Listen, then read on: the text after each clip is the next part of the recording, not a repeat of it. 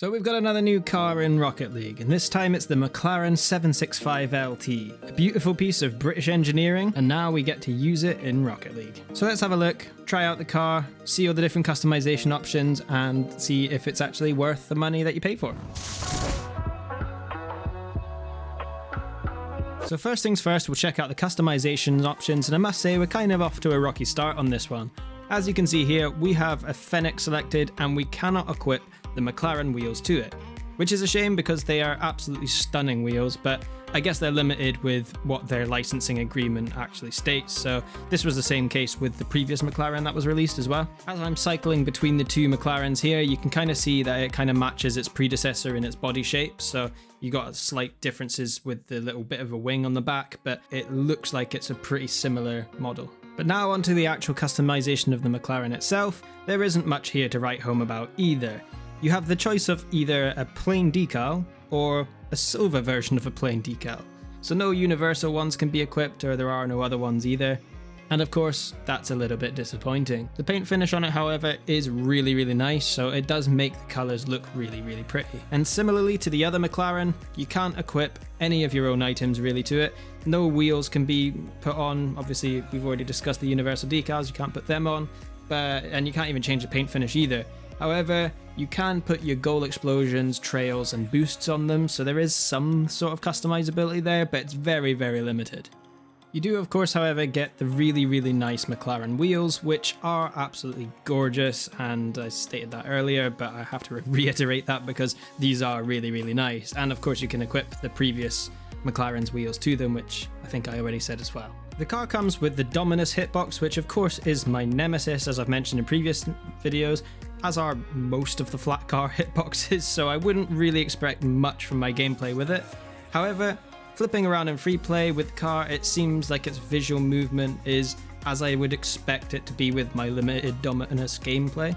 However, I do notice that the hitbox starts a significant bit back from where the front end of the visual model is, so that could result in some weaker or mistimed hits on the ball.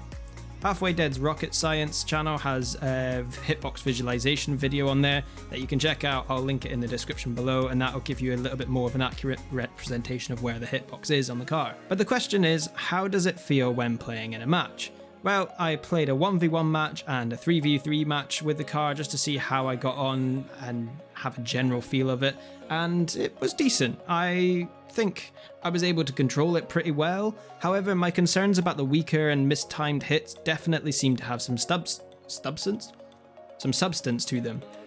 Now, I could have just been having an off day, or it could just be that I suck with a Dominus hitbox, but it definitely felt like I lacked a little bit of the contact that I desired.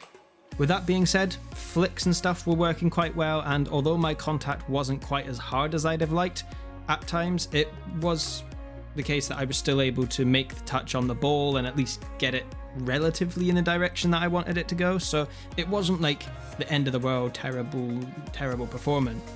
I seem to be doing pretty well at shot stopping in it too, which was nice, but that's typically a feature of the flatter and longer cars, that you're able to perform a little bit better in the net. So I guess the big question is, would I recommend this car at the price of 1100 credits? And well, the answer to that question for most people is probably going to be a no. There will be a percentage of you watching who are big McLaren fans like myself, and for those people, I say go for it. You'll get to race around in a really cool McLaren, and what's not fun about that?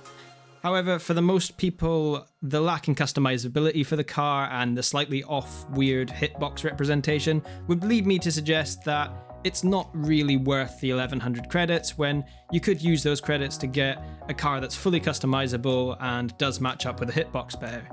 But with that being said, I'm still very glad that I have it, because it's almost certainly the closest I'll ever get to owning a McLaren, unless of course you all give this video a big thumbs up and subscribe and get me millions of views on this channel, but let's be a little bit realistic here. And I hope this video was helpful and that you enjoyed it. I'm going to try and push hard on this channel for this year and have a lot more video ideas to put out there for you, so thank you very much for watching and for your continued support on the channel. I really do appreciate it, so take care, and until next time,